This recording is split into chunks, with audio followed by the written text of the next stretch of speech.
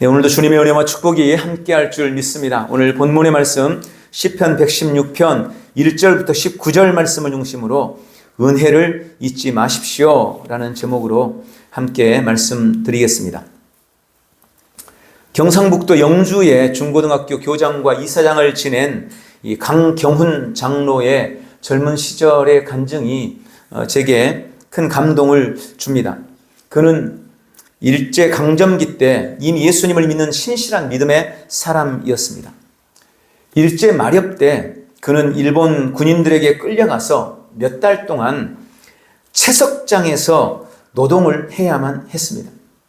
오전에는 채석장, 뭔지 아시죠? 바위를 깨뜨리는 그런 일인 거죠. 그래서 오전에는 그 구멍을 뚫으면 거기다 다이너마이트를 넣어서 폭발을 시켜서 돌을 깨뜨리는 작업을 했고, 오후에는 이제 점심을 먹고 나서는 그 돌들을 옮기는 작업을 한 거예요. 그러니까 돌을 깨뜨리고 돌을 옮기는 그 작업이 얼마나 힘들었겠습니까? 어느 날 점심시간이 됐습니다. 그래서 점심 도시락을 열어놓고는 하나님 앞에 기도하고 있었습니다. 그런데 그 당시 점심이라 그래봐야 뭐가 있었겠어요? 감자 한두 알, 고구마 하나, 이 정도가 점심이었죠. 그러나 그나마 그것도 먹지 않으면 그 힘든 일을 해낼 수가 없기 때문에 그걸 도시락이라고 싸서 와서 내놓고 하나님 앞에 감사의 기도를 하고 있는 겁니다. 그런데 하필 그날따라 웬 늙은 개 한 마리가 그것을 지나가다가 이 장로님이, 젊을 때는 장로님이 아니었겠죠. 이 강경훈이 내놓은 그 도시락을 물고 도망을 가버린 거예요. 그러니까 그 모습을 지켜보던 옆에 다른 인부들이 놀리는 겁니다. 어이 강영, 얼른 눈 떠봐. 걔가 자네 도시락을 물고 가버렸어. 아니 하나님 앞에 기도하면 뭐하나, 저 도시락 하나 지켜주지 못하는데, 이러면서 온갖 조소와 야유가 쏟아지는 겁니다. 눈을 뜨고 보니 개 한 마리가 진짜로 자기 도시락을 물고 저리 도망치고 있는 겁니다. 사람들이 옆에서 야유하는 그 소리를 들으면서 갑자기 이분한테 그냥 서러움이 몰려온 거예요. 진짜 하나님은 뭐 하시나 이런 생각도 들고, 이 한 끼 이거 못 먹으면 오늘 오후에 일도 하지 못할 텐데 이런 생각을 하면서 창피하기도 하고 눈물이 흐르는 이 마음을 주체하지 못해서 야 이 개새끼야 하면서 일어나가지고 그 개를 쫓아서 한참을 뛰어갔습니다. 그런데 한참을 그 개를 따라 채석장에서 멀어졌는데 갑자기 뒤에서 쾅 하는 우레소리, 폭발하는 소리가 들린 거예요. 깜짝 놀라 뒤를 돌아봤더니 자기가 앉아있던 바로 그 옆에서 남아있던 다이너마이트가 터지고 만 겁니다. 그 주변에 앉아서 같이 식사를 하던 사람들이 대부분이 죽고 또 많은 사람들이 다치게 된 거예요. 근데 이 사람은, 이 강경훈은 개를 쫓아가느라고 살게 된 겁니다. 그 모습을 보면서 그는 그 자리에 무릎을 꿇었습니다. 그리고 잠시라도 하나님을 원망했던 자신을 회개하면서 하나님 앞에 감사를 했다는 간증입니다. 여러분, 서양 속담에 가장 가르치기 어려운 수학 문제는 받은 축복을 세는 것이다 라는 말이 있습니다. 감사의 어려움을 표현한 속담이라고 생각됩니다. 그건 우리도 마찬가지인 것 같습니다. 사실 성도의 매일의 삶은 다 하나님의 은혜입니다. 그런데 그걸 제대로 알고 감사하는 사람은 별로 많지 않은 것 같습니다. 왜 우리가 하나님 앞에 감사하는 삶을 사는 것이 어려울까요? 그 감사를 방해하는 것들이 있기 때문입니다. 저는 그것을 몇 가지로 생각을 해봤는데, 첫 번째는 삶에 일어나는 모든 일들을 우연으로 바라보기 때문에 감사하지 못하는 것입니다. 이것을 우리는 불신이라고 부릅니다. 두 번째는 매사를 자기의 힘으로 했다고 생각하기 때문입니다. 내가 거두는 성공도 다 내 힘으로 한 거야 라고 생각하는 거예요. 그러니 감사할 이유가 없는 겁니다. 그것을 우리는 교만이라고 부릅니다. 그리고 세 번째는 늘 다른 사람과 자신을 비교하기 때문입니다. 그것이 비교의식입니다. 이러한 불신, 교만, 비교의식이 우리가 하나님 앞에 감사하지 못하도록 우리를 방해하는 것입니다. 그러나 여러분, 이 땅에 일어나는 어떤 일도 우연은 없습니다. 나쁜 일이든 좋은 일이든 다 이유가 있고 필연적으로 일어나는 것입니다. 그러니 모든 것을 우연으로 치부하고 감사를 잊는 것은 매우 어리석은 일입니다. 또한 내가 성취한 성과나 내가 거두는 어떤 성공도 나의 노력만으로는 절대 이루어지지 않습니다. 여러분, 내가 관리를 잘했기 때문에 건강한 걸까요? 내가 다른 사람들보다 더 밤잠을 안 자고 더 열심히 노력했기 때문에 더 잘 산다고 생각합니까? 아닙니다. 절대 그렇지 않습니다. 우리의 삶의 수많은 상황과 수많은 관계들은 그저 우연히 되어지는 것이 아니에요. 그 모든 것 안에 하나님의 개입하심이 있는 것입니다. 그러니 그런 교만으로 감사를 잊어서는 안 되는 것입니다. 또 세상에 나보다 잘난 사람, 나보다 돈 많은 사람, 나보다 잘생기고 이쁜 사람, 나보다 높은 사람, 나보다 재능이 탁월한 사람 너무너무 많습니다. 맞습니다. 그런데 우리는 늘 우리 자신을 나보다 잘난 사람들과 비교하면서 불평합니다. 그러나 실제로는 나보다 훨씬 더 힘들고 어려운 사람들이 더 많습니다. 그런데 우리가 왜 비교를 해도 꼭 잘난 사람과 비교하면서 자기 자신을 열등감으로 몰아가는지, 그런 비교의식이 우리가 감사하지 못하도록 가로막는 것입니다. 여러분, 우리의 생각이 늘 그런 불신, 교만, 비교의식과 같은 감각적이고 3차원 세계에 머물러 있기 때문에 바르게 감사하지 못하는, 감사를 잊은 그런 삶을 살게 되는 것입니다. 그러나 제가 분명히 말씀드립니다. 우리는 이미 하나님으로부터 감사할 수밖에 없는 너무나 충분한, 넘치는 이유를 가지고 있다는 것을 기억하시기 바랍니다. 저는 이번 11월 달 한 달을 감사의 달로 보내기로 결단했습니다. 지금 우리의 상황이나 환경이 어느 때보다도 힘들고 어렵지만 이 상황을 이겨나갈 수 있는 답이 저는 감사라고 묵상했기 때문입니다. 그래서 오늘 11월 첫 주를 감사주일로 보내지만 오늘뿐 아니라 이번 11월 전체는 감사의 절기로 삼아서 주님 앞에 감사의 이유를 찾고, 환경과 상황이 어떻든 어떤 어려움이 찾아오든 감사하기를 결단하는 우리 모든 교회와 우리 모든 지체들이 되시기를 주님의 이름으로 축원합니다.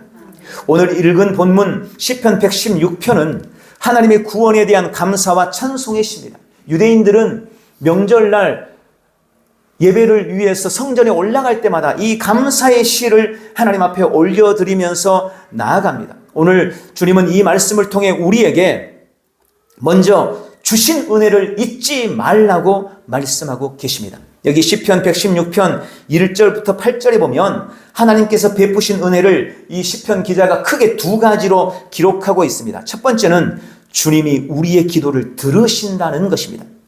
오늘 1절부터 5절에 보니까 여호와께서 내 음성과 내 간구를 들으심으로 내가 그를 사랑하는도다. 그의 귀를 내게 기울이셨으므로 내가 평생에 기도하리로다. 사망의 줄이 나를 두르고 스올 지옥의 고통이 내게 이르므로 내가 환난과 슬픔을 만났을 때에 내가 여호와의 이름으로 기도하기를 여호와여 주께 구하오니 내 영혼을 건지소서 하였도다. 여호와는 은혜로우시며 의로우시며 우리 하나님은 긍휼이 많으시도다. 여러분, 주님은 지금도 우리의 기도를 들으시는 분이십니다. 주님은 언제나 나에게 귀를 기울이십니다. 나의 말을 들으시는 분이십니다. 나의 음성을 들으시는 분이십니다. 그분은 나의 눈물을 받아주십니다.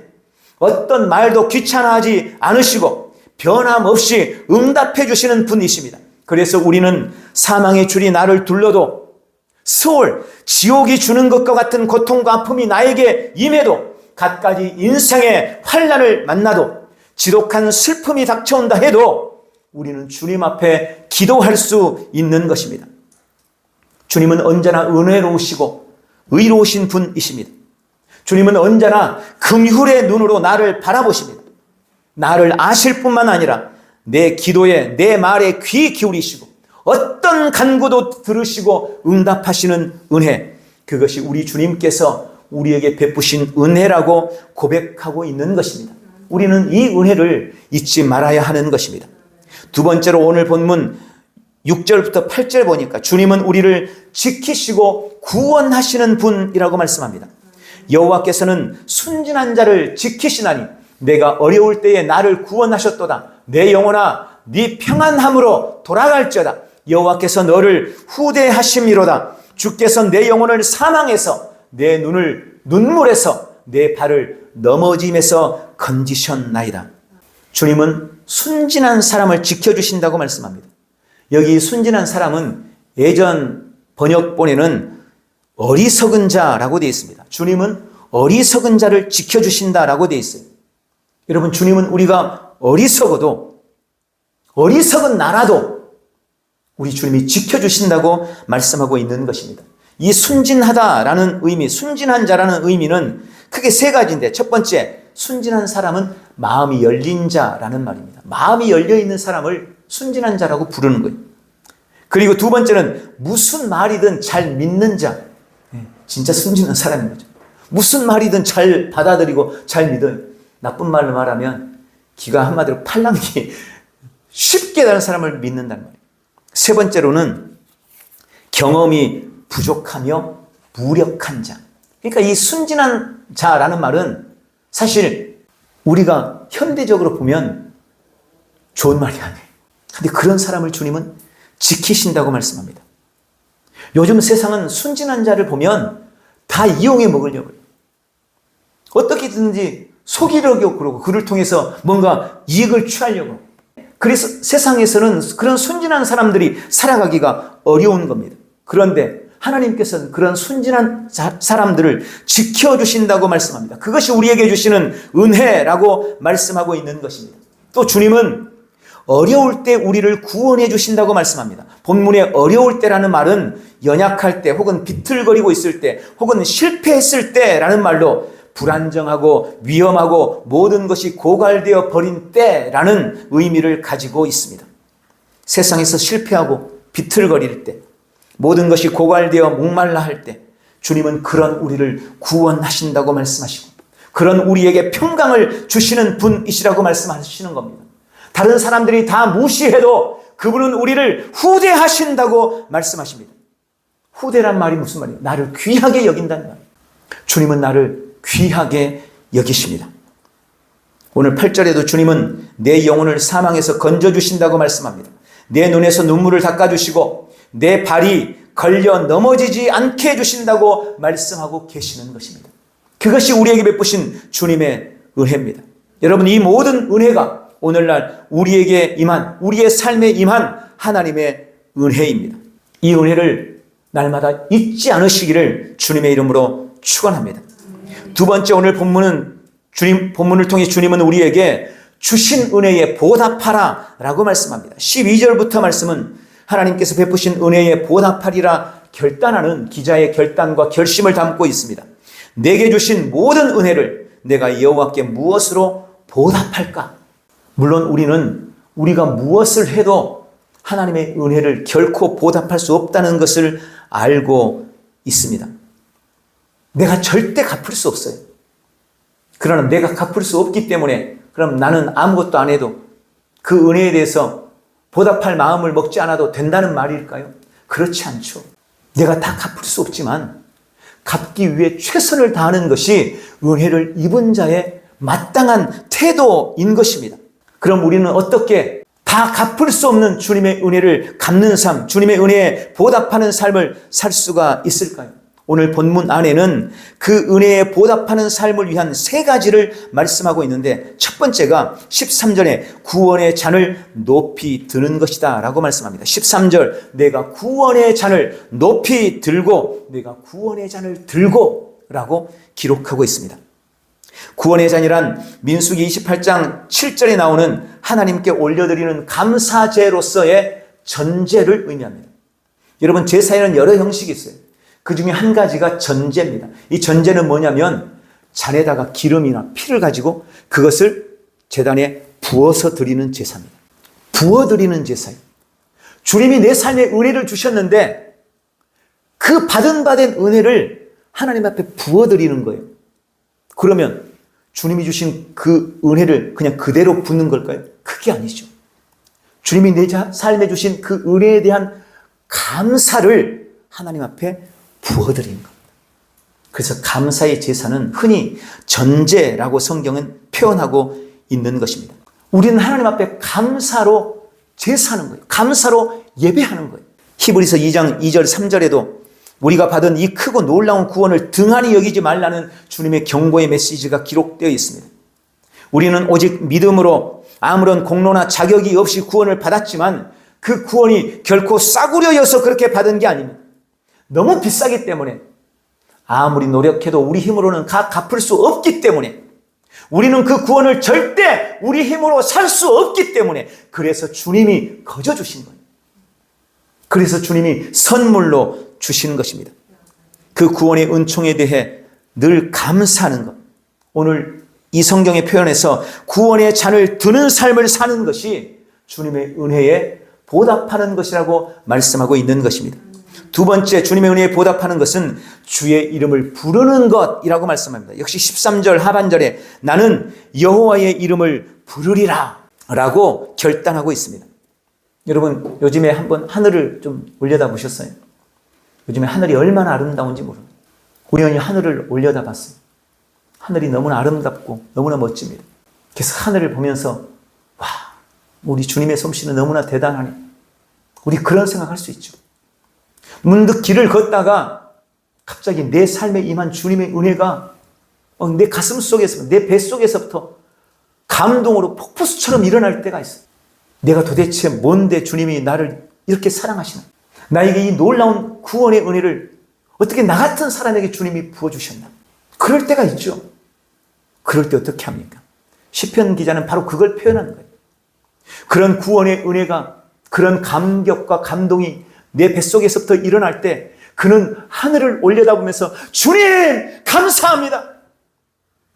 아버지 사랑합니다. 그렇게 주의 이름을 올려드린다는 거예요. 주의 이름을 부른다는 것입니다. 이것이 바로 오늘 이 표현인 것입니다. 여러분, 우리가 주의 이름을 불러드리는 가장 구체적인 표현은 우리가 하나님 앞에 예배하는 것입니다.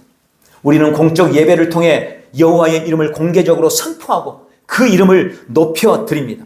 예배는 주를 높이는 것, 주님의 이름을 부르는 행위인 것입니다.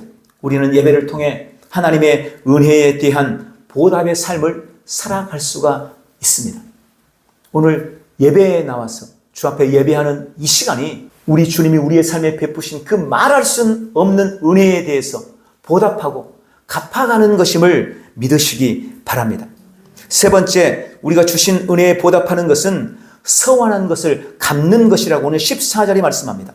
여호와의 모든 백성 앞에서 나는 나의 서원을 여호와께 갚으리로다.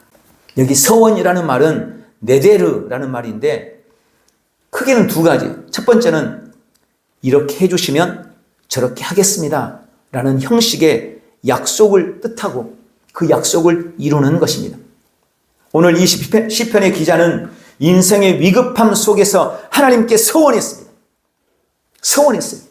주님, 지금 내 삶이 너무나 어렵고 힘듭니다. 그러나 주님께서 나에게 은혜를 베푸신다면, 이 절망의 자리에서 나를 구원해 주신다면 하나님, 내가 주님 앞에 이렇게 하겠습니다 라고 서원했던 거예요.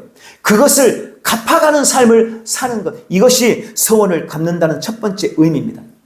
또 한 가지 서원이라는 것의 의미가 있습니다. 이것은 하나님께 대한 우리의 도리를 다하는 거예요. 하나님께 대한 나의 마땅한 도리와 책임, 의무를 다하는 것이 서원이라는 두 번째 의미입니다. 여러분, 우리가 인간관계 안에서도 어떤 관계가 형성이 되면 그에 따르는 책임과 의무가 바로 주어지게 돼요. 남자와 여자가 결혼을 합니다. 연애 때는 그런 책임과 의무가 별로 없어요. 그런데 혼인관계가 돼요. 결혼식을 해요. 그러고 나면 남자는 남편으로서 아내에 대한 의무와 책임과 도리가 생기는 거예요.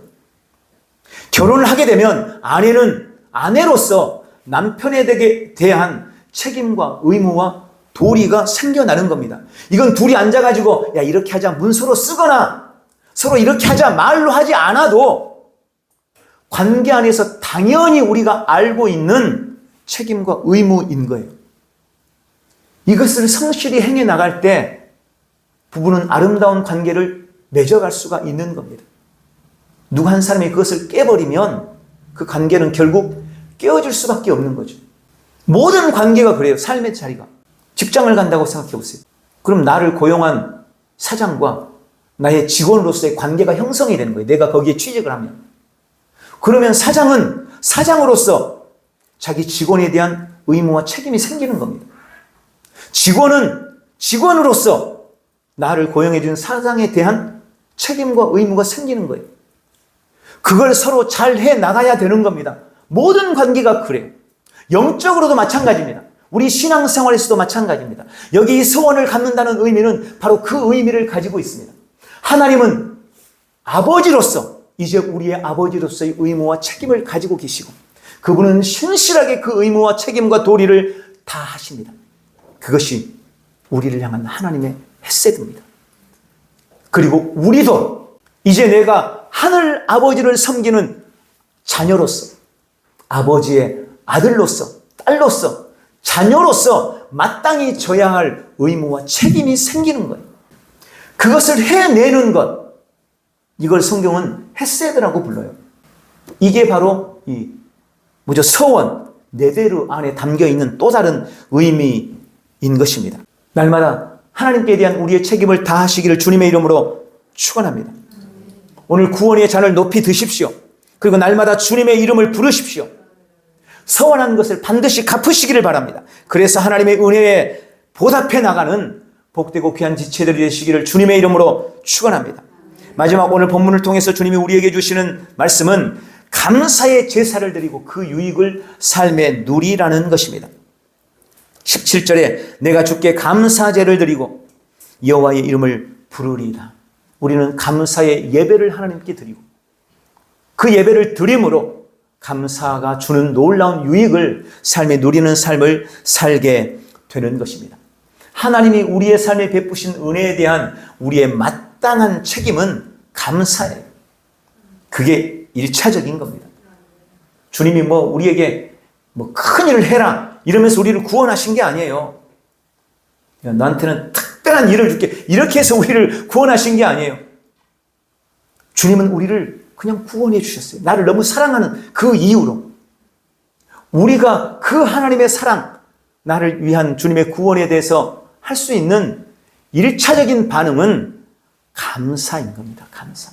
감사하는 건 너무나 당연하고 너무나 마땅한 것입니다. 그런데 우리 주님은 놀랍게도 감사하게도 우리가 마땅히 해야 할 감사에 놀라운 은혜와 축복을 약속하셨습니다.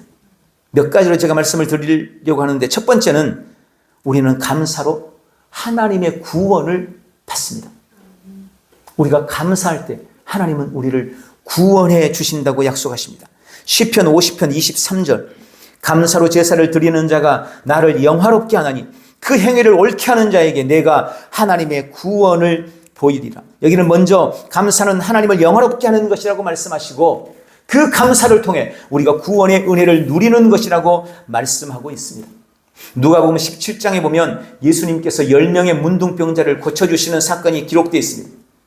그런데 10명을 다 고쳤는데 그 중에 한 사람만 돌아와서 예수님께 감사했습니다. 그때 예수님께서 다른 9명에 대한 서운한 마음을 그대로 드러내셨어요. 17장 18절에 그렇게 말씀합니다. 이 이방인 외에는 하나님께 영광을 돌리러 돌아온 자가 없느냐? 이 이방인 외에는 하나님께 영광을 돌리러 돌아온 자가 없느냐라고 서운함을 주님이 표현하셨어요. 그리고 연이어서 19절에 말씀합니다. 그에게 이르시되, 그가 누구예요? 감사하기 위해 돌아온 사람, 감사한 그 사람에게 말씀하십니다. 그에게 이르시되 일어나 가라, 네 믿음이 너를 구원하였느니라. 여러분, 돌아와 감사한 이 사람만이 구원을 받았습니다. 이것이 감사가 주는 축복입니다. 우리가 감사할 때 우리는 지금 갖가지 우리를 얽어매고 있는 속박과 갖가지 인생의 문제들로부터 구원의 은혜와 은총을 누릴 수 있게 되는 것입니다. 두 번째, 감사는 하나님의 사랑과 축복을 우리의 삶에 더해 주는 것입니다. 우리가 잘 아는 대로 감사는 감사를 낳습니다. 스펄전 목사님이 유명한 말씀을 하셨죠. 밤하늘에 별빛을 주신 하나님께 감사하라. 그러면 주님은 달빛과 같은 은혜를 주실 것이다. 그 달빛에 하나님께 감사하라. 그러면 주님은 햇빛과 같은 은혜를 주신다. 햇빛과 같은 은혜에 감사하라. 그러면 주님이 천국의 찬란한 은혜의 빛을 우리에게 주신다. 감사는 더 큰 감사를 불러오는 것입니다. 세 번째, 감사는 행복한 인생의 비결이 됩니다. 여러분, 인간의 모든 기쁨과 행복, 만족은 다 감사로부터 비롯되는 것입니다. 감사할 줄 아는 사람은 환경과 상황이 어렵고 힘들어도 그 상황 속에서도 행복을 누릴 수가 있어요. 그런데 감사할 줄 모르는 사람은 아무리 환경이나 상황이 좋아도 절대 행복을 누리지를 못하는 것입니다. 우리 그러는 거예요. 여러분, 참 이상한 일들이 있잖아요. 세계에서 가장 행복지수가 높은 나라, 미국이나 막 잘 사는 나라가 아니에요. 우리나라는요, 행복지수가 옛날보다 훨씬 떨어져 버렸어요. 오히려 행복지수가 높은 나라는 방글라데시나 이렇게 진짜 못 사는 나라. 왜 그럴까요? 환경이나 상황이 우리의 행복을 주장하지 않아요. 우리는 돈이 더 많으면 더 행복할 것 같죠. 물론 잠깐은 그럴지 모르겠습니다. 그러나 그것이 절대 행복의 이유가 되지 않습니다. 행복은 감사로 말미암아 주어지는 은혜입니다. 상황이 좀 힘들고 어려워도 감사할 수 있는 사람, 그 사람은 어떤 환경 속에서도 행복을 누리는 삶을 살아가게 되는 것입니다. 마지막 네 번째로, 감사는 건강한 삶을 사는 비결입니다. 우리 몸의 건강은 마음의 건강과 아주 밀접한 관계를 가지고 있습니다. 그리고 감사하는 마음은 건강한 삶의 비결이 되는 것입니다. 잠언서 15장 13절, 마음의 즐거움은 얼굴을 빛나게 하여도 마음의 근심은 심령을 상하게 하느니라. 17장 22절, 마음의 즐거움은 양약이라도 심령의 근심은 뼈를 마르게 하느니라. 18장 14절, 사람의 심령은 그 병을 능히 이기려니와 심령이 상하면 그것을 누가 일으키겠느냐. 여러분, 잠언서에는 우리의 육신의 건강이 우리의 심령, 우리의 마음에 달려있다고 계속 말씀하고 있습니다. 그리고 이것은 지금 거듭난 우리에게 주신 그 약속입니다. 여러분, 거듭난 우리는 우리의 영 안에 하나님의 생명으로 말미암은 신성한 건강을 이미 가지고 있습니다. 그런데 그 신성한 건강이 우리 육체에 미치지 못하는 가장 큰 이유가 뭡니까? 우리의 마음이에요. 거듭나지 않은 우리의 마음, 밸브가 꼭꼭 잠겨져 있는 우리의 마음, 상한 마음, 병든 마음, 상처받은 마음, 그 마음이 감사를 잃어버렸어요. 원망과 불평을 해요. 불만이 가득 찼어요. 그러니 영 안에 있는 은혜가 그 마음을 뚫고 내 삶에 풀어지지를 못하는 것입니다. 그런데 감사하는 마음은 우리 영을 활성화시키고 영 안에 있는 신성한 건강과 신령한 복이 이 감사의 마음을 타고 우리의 삶에, 우리의 육체에, 우리의 삶에 풀어지게 하는 것입니다. 내가 감사할수록 내 혼의 밸브, 내 마음의 밸브가 열린다는 것을 믿으시기 바랍니다. 그래서 최고의 고백은 감사인 겁니다. 매사에 감사할 때, 지금 환경과 상관없는 감사를 우리가 주 앞에 올려드릴 때, 우리 영 안에 있는 신령한 은혜가 우리 감사를 타고 우리의 삶에 풀어질 줄 믿습니다. 그런 은혜를 누리는 복되고 귀한 지체들이 되시기를 주님의 이름으로 축원합니다. 오늘 말씀을 맺겠습니다. 오늘은 추수감사주일로 주 앞에 올려드립니다. 그러나 이번 한 달은 우리 전 성도들이 주 앞에 감사로 나아가기를 원합니다. 매일 기도할 때마다 감사를 잊지 마십시오. 어떤 상황에서도 감사하리라 결단하시기를 바랍니다. 지난 한 해 하나님은 광야 같은 우리의 삶에 함께해 주셨습니다.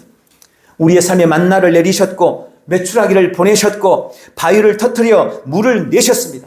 오늘 그 은혜에 감사하는 시간 되시기 바랍니다. 오늘 시편 기자의 고백처럼 주께서 베푸신 은혜를 잊지 말고 늘 그 은혜를 보답하기 위해 감사로 나아가는 복되고 귀한 성도들 다 되시기를 예수님의 이름으로 축원합니다.